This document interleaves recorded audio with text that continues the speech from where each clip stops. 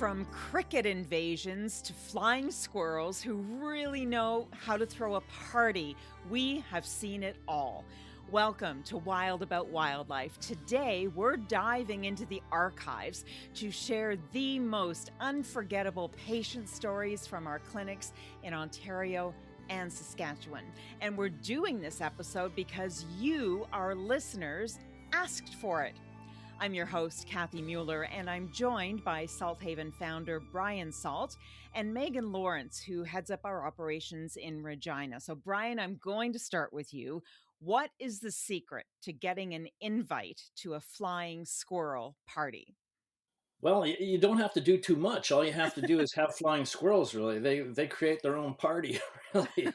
We had these two flying squirrels at Salthaven that we were rehabbing, came to us in the dead of winter, so, they didn't have any place to go and probably would have ended up dying out there had we not taken them in. So we put them in this wire cage because we knew that they could chew through anything other than steel.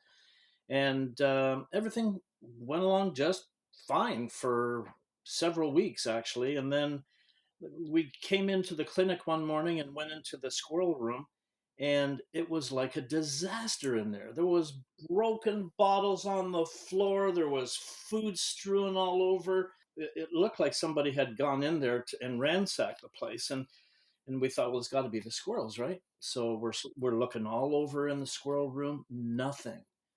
We go into the squirrel cage because the squirrel cage is still closed. And we're thinking, well, that's really weird. So we open it up, and there's those two squirrels in there. And they're all snuggled in together in the corner as if to say, nope, it wasn't us. It was those other two guys. And they what they had done was they squeezed out of the door and they went in and had a party. Oh my And gosh. then in the morning, they squeezed their way back in. They went back in the cage after they had ruined the room. So we had to fortify the cage. But it was really funny that they had gone back in the cage, and we opened the door and looked under the blankets there. They were all curled up, big bug-eyed, and just like, no, it wasn't us.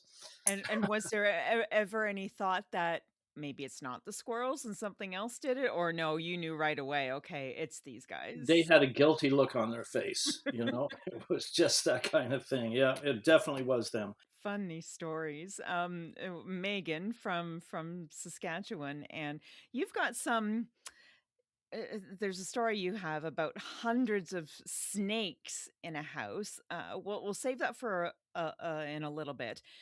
But a more, I guess, it's a sad story, but also a happy story because it has a happy ending. I'm giving it away there, but a Canada Goose story. Yeah, one of our most memorable summers, we got in a family of Canada geese that had accidentally fallen into an oil pit. Unfortunately, the babies did not make it, but the parents did. So we took them in, cleaned them up. We're keeping them, making sure they're healthy, making sure there's no toxicity in them. So we had them in care for a while, and they were doing really well. We could kind of tell that they, maybe were a little bit depressed and sad. They had lost all of their babies, but at least they still had each other. As we know, Canada geese mate for life, and they're very loyal to each other and their babies. Well, a couple weeks later, there was another unfortunate incident where an entire family had been hit and killed by a truck. Sorry, not the The entire Goose family, the family. babies. Yeah, goose family. Not the babies lived, but the parents were killed. So a kind person stopped and gathered up the babies and brought them to us. So we checked them over. They were all healthy, and we, got them settled in. And we thought, well, we've got babies here, goslings without parents, and we've got parents without babies. So now that we're all healthy, let's see how this goes. We took the babies in a crate over to where the parents were, just to ensure that if something would go wrong, the babies were contained so the parents wouldn't hurt them, because sometimes wildlife in captivity can be quite stressed. So as soon as we brought the crate over, they saw each other through the bars. The babies started crying, the parents started crying, and we thought we need to unite them immediately. So we did, and they became a happy family. We kept them another few days just to make sure everyone was healthy and doing well, and we were able to release the whole family. Oh my goodness. Now, is that kind of normal behavior for geese? You said that the parents were missing their little ones. Are they empathetic like that? They miss their children who are missing? They can be, yeah. Brian can attest to this too.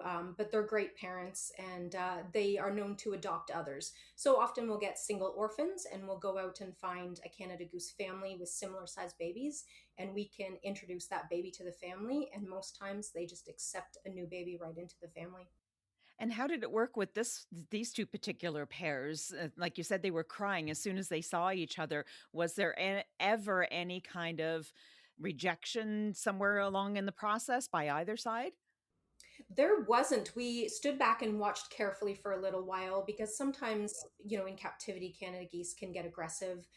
Maybe they could have hurt the babies. So we made sure we watched for a little while and observed closely over the next few days before we released them. But everyone was healthy and happy. Wonderful. Had you ever seen anything like that before? Either of you seen anything like that before? I have a story that's kind of like that, but it has a very different outcome. Like Megan, we've heard that if you can introduce a baby to a family of Canada Goose goslings, they're readily accepted. And so I was by this marshy area. It was right by a road, a country road, and I parked the car and had this baby gosling, and there was a family of Canada geese in this kind of marshy pond area. So I very gently put the baby down at the edge of the water, and he jumped in the water and started swimming out to the other geese. And one of the adult geese came over, grabbed the baby, and tried to drown it, stuck it under the water. And I'm thinking, oh, you can't. And I jumped in the water, but it was like 3 feet of mud at the bottom. And I'm wading through this mud and this stinky, swampy water and grabbed the Canada goose. And of course, I couldn't get back in the car like that. So I'm walking down this country road, looked like the monster from the lagoon type of thing, with mud dripping from my arms and my legs. And I walked about 2 miles to back to the house and got cleaned up and went and got the car. But it was a little bit embarrassing. People driving by and looking at me like, what the heck? Megan, another story that you were talking about earlier before we started chatting was about a snowy owl and had quite the encounter with a car.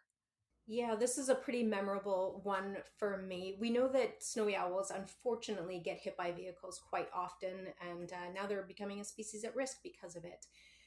One year we saw 12 hit by a car, but this year it was the first one, and I got a call from a lovely person, and she said, I've just arrived into Regina, and there's a snowy owl in the front of my vehicle. And I paused and I thought, what?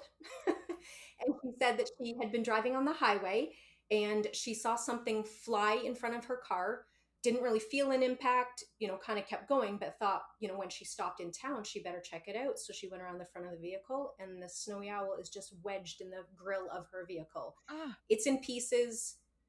The owl was bloody. So I told her that I would go out right away. I arrived, it was still in there. We could still see that it was alive. So, very carefully extracted the snowy owl from the vehicle. She was very thankful because she was a bit, scared and nervous. We took it back to the clinic. We could see that it had a severe head injury, fractured wing. We had him in care for several weeks while he recovered.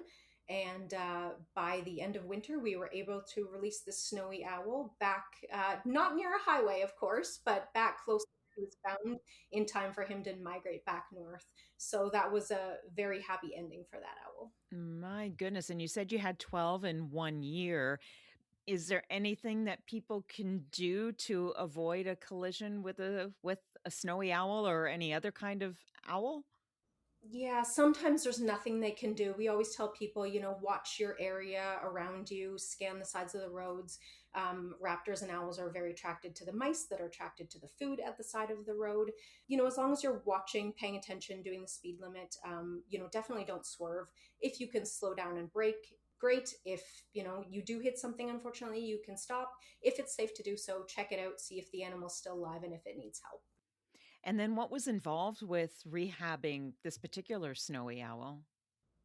Yeah, we took him for X-rays and confirmed the fracture, and we did a bandage on it, and we had to change that bandage every few days for a couple of weeks, and then intense physiotherapy where we're stretching out the wing and making sure he still has use of it, giving medications for pain, and yeah, taking him on some test flights, which was great. Snowy owls are quite ornery, so they're a little angry sometimes. So it's interesting to try and take them on test flights. But once we could see that he was flying appropriately, we let him go.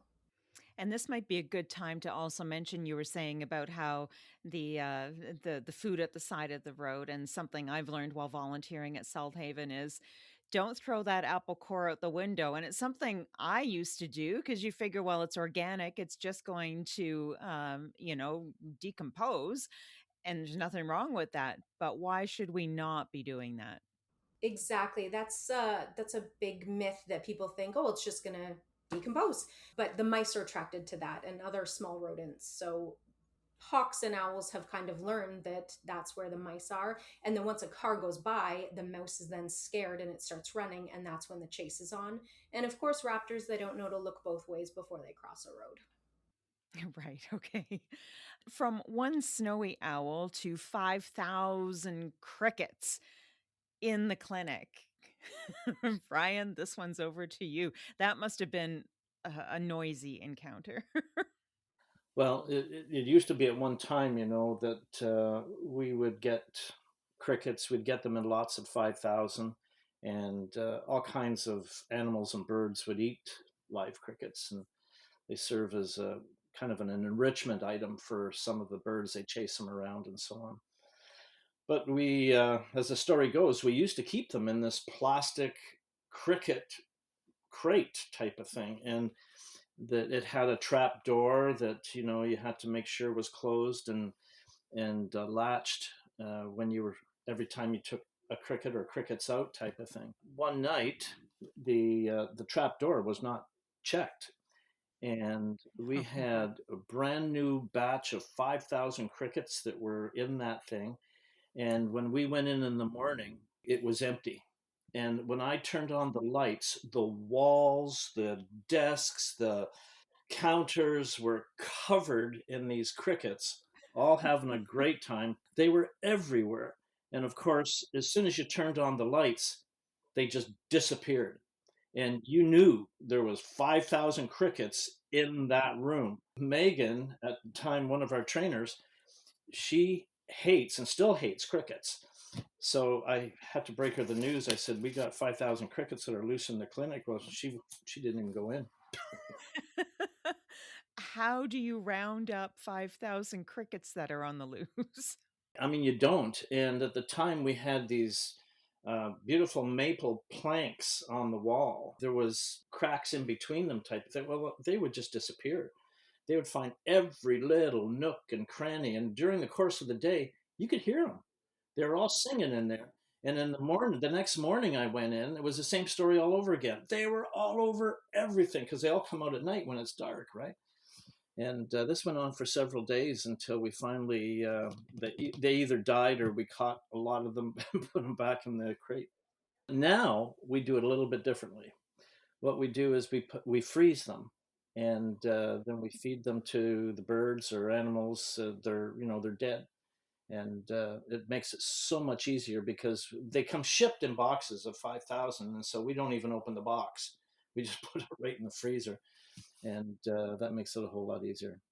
I need to do an episode on where you guys get food like 5,000 crickets and that for the animals. We'll save that for another episode. And okay, how many crickets then do you go through a year? We were at the time, and still, I mean, even more, we order more now, but I would say we're probably going through about 20,000 crickets every 2-3 weeks. Wow. And Megan, you guys use crickets out in Regina as well? We sure do. We get a lot of insectivorous birds like barn swallows, and that's one of the main staples of their diet. And I still hate them. Good The opportunity crickets, for not your the garden swallows. volunteers, right? Yeah. Exactly. Yeah. Luckily, I don't. I have staff and volunteers that are more than willing to feed live crickets to things. Okay, so you don't like crickets, but you're okay with snakes? I am. Yeah. Tell us that story of hundreds of snakes in one house.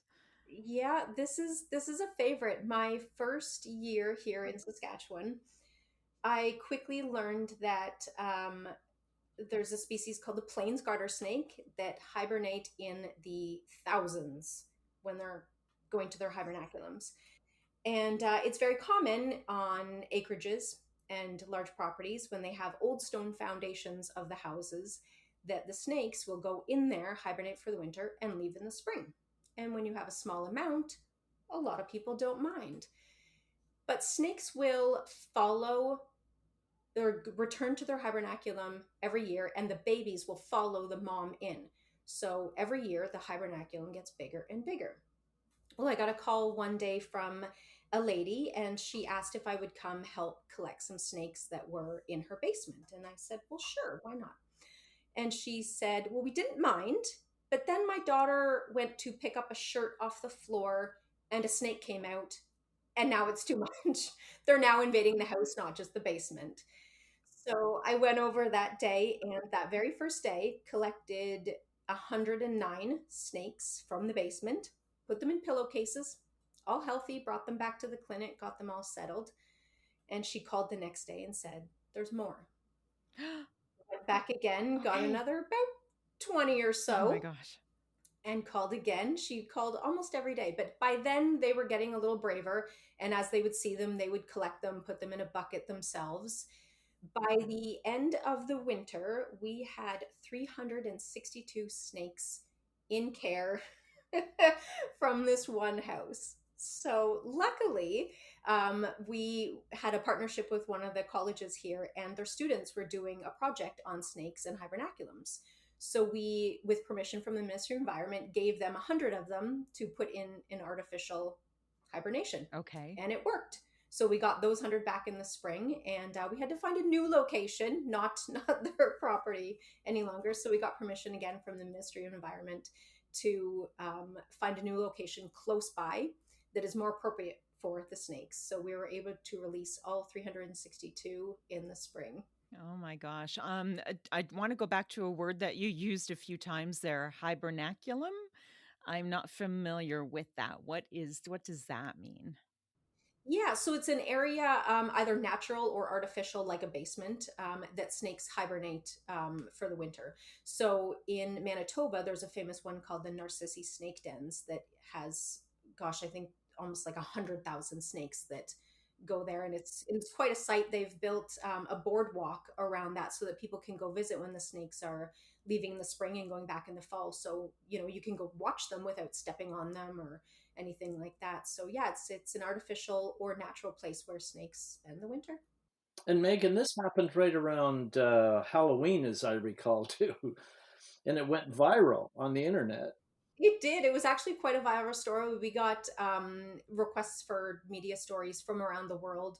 Someone from Denmark reached out to me just to say that that was a really great story. I was on CNN at the time talking about it because it was so unbelievable, and the family was lovely, and they asked to be anonymous because they thought, oh gosh, we don't want people thinking, there's something wrong with our house and we're living in some sort of squalor. But no, it's just the nature of the snakes and the old stone foundations we have out here in Saskatchewan.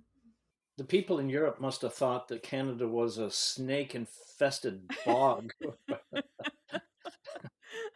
And I can't believe, what also stuck out with me on that story was that people are okay with having some snakes in their basement.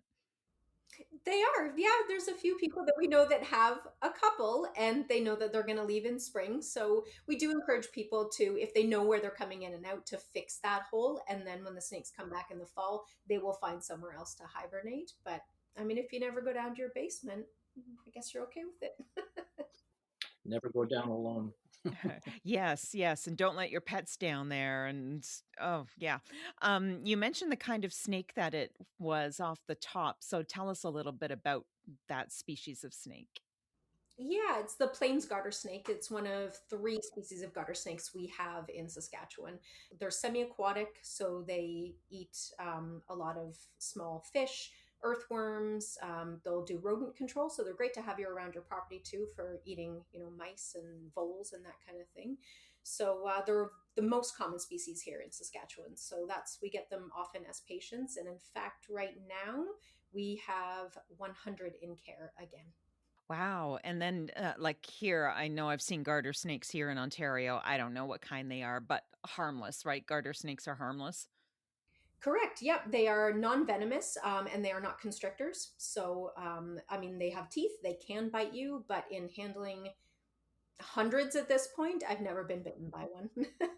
Okay. And then when they come into your basement to spend the winter, they're actually being pretty smart, getting out of the cold. But then do they just kind of curl up and sleep the winter away? Or are they, if there are mice in that basement, nope, they're going in, they're possibly catching those mice.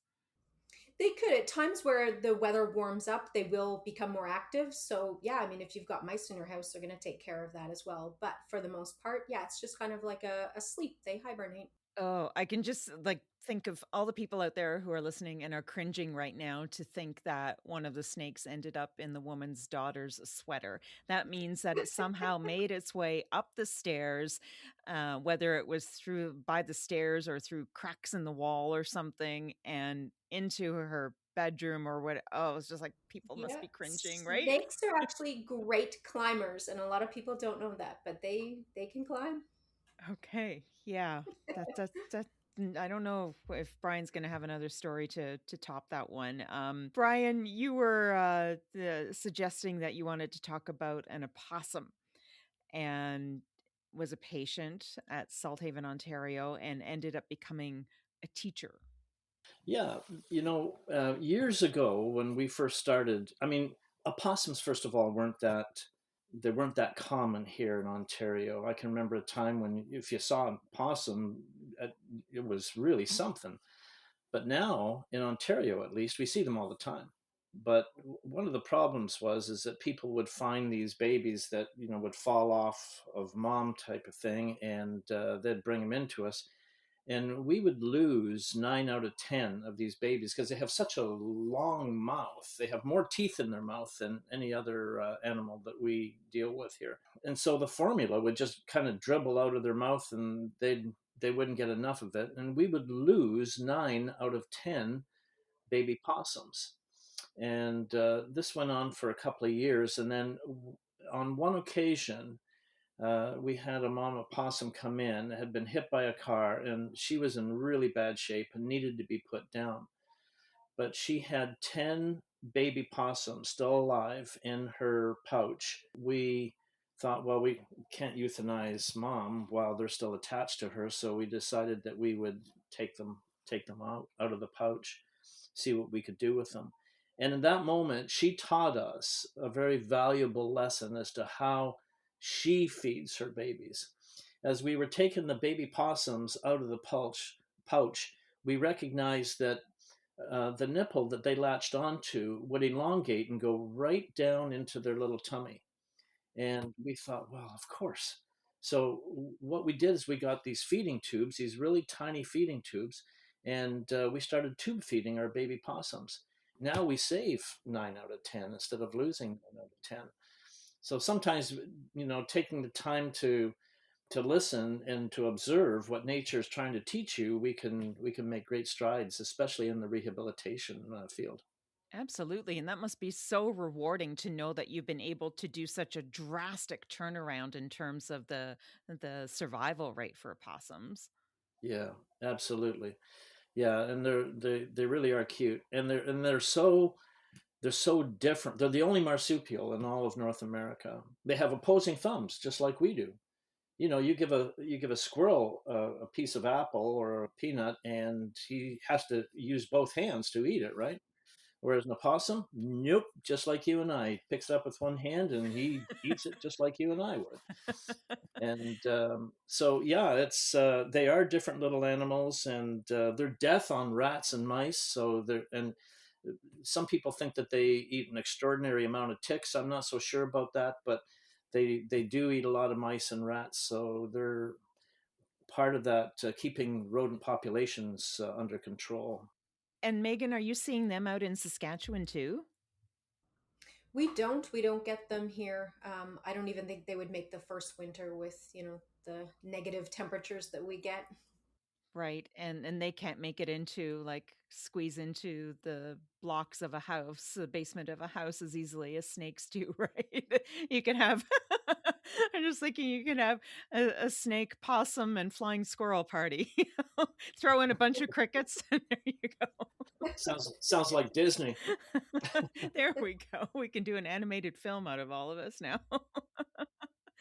And you also wanted to talk about Brian, a cardinal rehab team. You guys get lots of songbirds, throughout the season, and this was a particular father and son duo. Yeah, yeah. I should mention too that Megan gets birds that we don't get here, like pelicans. Go figure, pelicans in Saskatchewan. What? But it's true, they do. They're up north of Prince Albert, is it, Megan? They have a huge rookery up there that they make their nests and have their babies up there. But yeah, they get pelicans. But anyway, You wouldn't think that though, right? When I think pelicans, I'm thinking like Florida or something, Florida. right? Yeah, Yeah, yeah. absolutely. Well, there you go. There's Canada's Florida. Americans don't even know about it yet. But okay, so Megan, we'll hold on that story about the cardinal for a second. So Megan, with the pelican, are they surviving Saskatchewan winters? They migrate, yeah. So they come up Ah, north in the summer and have their babies here. There's a few places that they do. We have some that live right in town on Wascana Lake. So we get one or two a year that's been injured somehow. Our last one we had was caught in fishing line and had his neck just completely ripped open. So we got it stitched up and we're able to release that one too. So when the water starts to freeze over, they head south. and what is it about northern Saskatchewan that's attracting them to make the long flight? We got lots of lakes with lots of fish. Go where the food is. Yeah. Okay, cardinals, father and son duo. Oh yeah, this is one of my favorites. We had a phone call one day, and this family had what they called was a robin. They wanted to know if we would take them. They'd had them for about a week, and so over the phone, we're asking our our triage questions, and what kind of have you had them in a cage or a box, or what have you been feeding them, and those kind of questions. They said, well, yeah, we've been feeding them chewed up earthworms, and that's fine. And then I started thinking, after chewed up earthworms, I said, well, okay, tell me about the chewed up earthworms. Like, how did you do that? And did you put them in a blender? And the guy said, no, no, no, no, we do it like their mom would do it. We chew them up. And I said, like, what, in your mouth? And he said, oh yeah. And at this point, I don't even care about the rob. I want to meet these people. So I said, come on over. We'll admit him here. So anyway, they drive up in this old jalopy. It looks like something out of the Beverly Hillbillies, and they're all dressed up in camo and real survivalist type of thing. So I get the rest of the information at the car, and Jessica Hinch, who is now a veterinarian, was with me at the time. So we're asking these questions, and I said, okay, so tell me about chewing up these worms. And I'm directing my question to the son, just in case, the dad was towing us along on a line here. And I said, did you really chew these things up? And he said, yeah. And he had this real sour look on his face. And I said, how was that? And he said, it was awful. I thought, oh my gosh. So they give me the box, and I open the box, and I said, uh-oh. And the father said, what? Did he die? And I said, no, it's worse. This isn't a robin, it's a cardinal, and cardinals don't eat worms. Oh no. And the Oh son no. says, you made me chew those damn worms for nothing. And they just about went fist to cuff right there in the car in the driveway. And Jess lost it. She had to leave. She was just shaking with laughter. And you said that they had the bird for like a week. So that would be a Yeah. lot of earthworm chewing Oh, going geez, on. yeah. Oh yeah, Canadian hospitality. There you Yeah. go. At its best, right? Well, Okay. One last story to share, and this is about a mama duck who's pretty intelligent. yeah, this happened. It really opened our eyes to how intelligent these animals really are. We one morning I was going out to the clinic, and right by the clinic door we had an old Muskoka chair. This duck flew in, admitted herself basically, curious about all the other animals, ate everybody else's food, made herself right at home.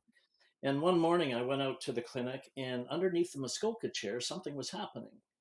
She was making a nest. And in that nest, she deposited 12 pale blue eggs right beside the clinic door, busiest place in the whole facility. So we watched with interest, and we were kind of excited about that too, because, at the time we were seeing maybe 50 or 60 baby mallards every year.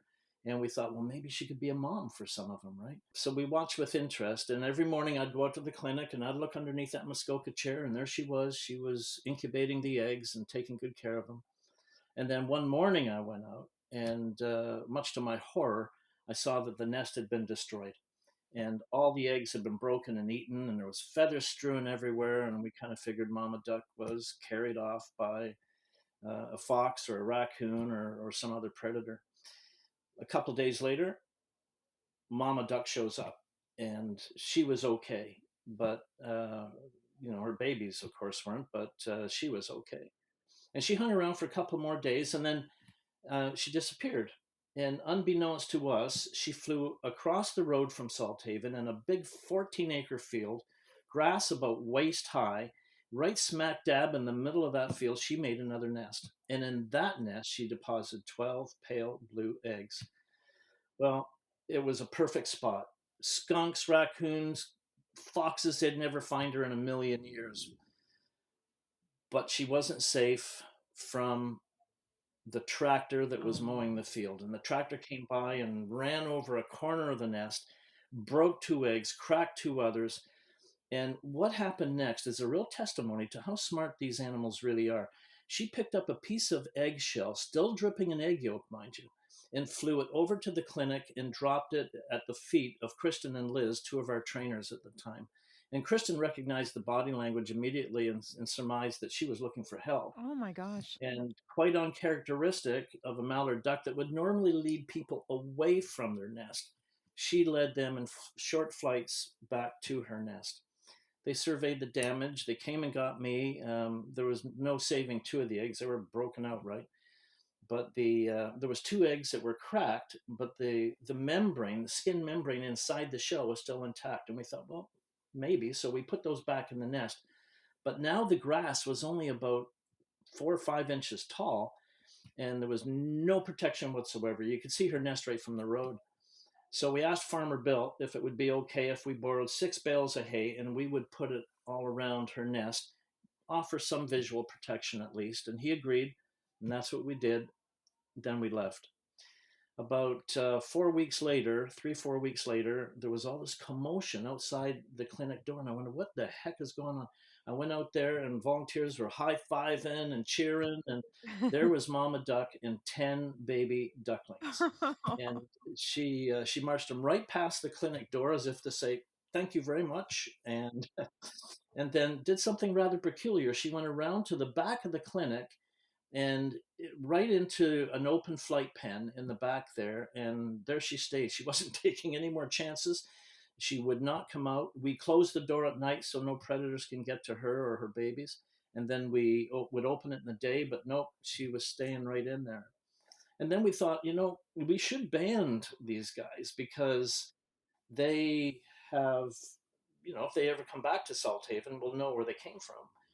And so we did. We caught up the babies, or they were getting a little bit bigger now. Now, what we hadn't noticed on Mama Duck was she had a band too, but it was up high enough under the feathers that we hadn't noticed it before. And so, anyway, we took the numbers down, and the Canadian Wildlife Service guys gave us a call back a few hours later. And the voice on the other end said, "Brian, you sitting down?" And I said, "Yeah, what's going on?" He said, that flight pen that she marched her babies into was the same flight pen that she herself was raised in 2 years ago. Wow. So how smart is that? So, those are the type of things, we take animal intelligence for granted, but, when those kind of things happen, you think, wow, it makes our job all the more important and worthwhile.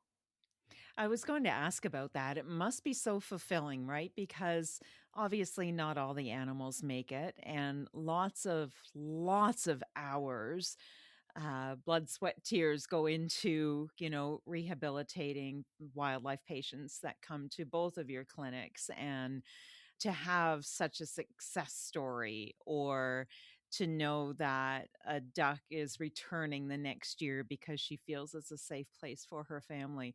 Like, that's just so heartwarming. I can't imagine how it makes you guys feel being so hands-on all the time to have these kind of encounters. Yeah. Well, a lot of people look at them as it's just a duck, but I'm just a human, so it just depends on which way you're looking at it, I suppose. But they're little lives, they're thinking little beings, and this doesn't apply only to ducks or geese, but the animals that we take care of, the intelligence sometimes is really amazing, and it makes our job all the more gratifying when we can help them and knowingly be able to release them, knowing your hands are the last ones that are ever going to touch that bald eagle or whatever it is that you're releasing. And yeah, that makes it worthwhile for sure. So of all the stories that you've shared tonight, Brian, which one is your favorite? I can't say as I have a favorite because they all tickle me in a different way. There's the funny ones, there's the sad ones, and when you've had an animal for a considerable length of time, struggling through an illness or whatever, and then they don't make it, that sometimes really hits you too. That's kind of the dark side of Salthaven. But all of that is eclipsed with those positive things that happen. And fortunately, there's a lot more of those than there are the negative. Yeah, and Megan, what about from your side? I have to say, Mama Duck. I was there in Salthaven, Ontario at the time that that was happening, and I remember it vividly. And it's one of my favorite stories, especially when I hear Brian tell it. Well, I was going to say, like, I think we've only just scratched the surface when it comes to telling these incredible patient stories. So I think we might have to look at doing a part two somewhere down the road. Absolutely. Thanks for joining me today, both of you. You're welcome. Thank you. Until we're able to share part two, you can find more astounding tales of survival by following Salthaven on social media. We're active everywhere, including Bluesky. Thanks so much for tuning in. If you enjoyed today's stories, please share this episode with the animal lovers in your life. I'm Kathy Mueller. We'll see you next month on Wild About Wildlife.